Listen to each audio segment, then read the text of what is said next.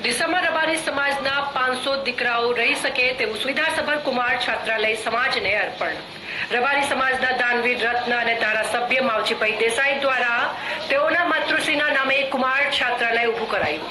શમશેરપુરામાં કુમાર છાત્રાલય અને માધ્યમિક શાળાનું નામકરણ કરાયું. રબારી સમાજ યુવા પ્રગતિ મંડળ બનાસકાંઠા દ્વારા તેજસ્વી તાળાઓનું સન્માન કરવામાં આવ્યું. ડીસા તાલુકાના શમશેરપુરામાં રવિવારે રબારી ગોપાલક છાત્રાલય ડીસા સંચાલિત શ્રી MM દેસાઈ વિદ્યા સંકુલમાં રબારી સમાજ યુવા પ્રગતિ મંડળ બનાસકાંઠા દ્વારા તેજસ્વી તાળાઓનો સન્માન સમારોહ માધ્યમિક અને ઉચ્ચતર માધ્યમિક શાળા તેમજ કુમાર છાત્રાલય સમાજને અર્પણ કરવામાં આવ્યું હતું.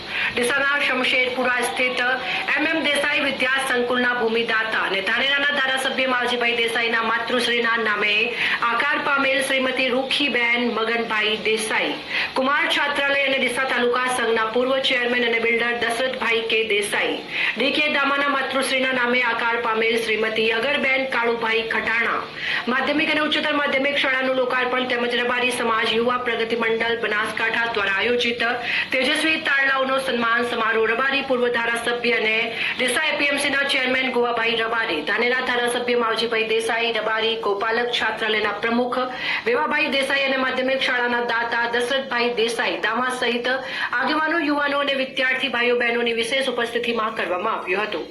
શિક્ષણ થકી જ ઘર, પરિવાર અને સમાજનો ઉદ્ધાર થશે.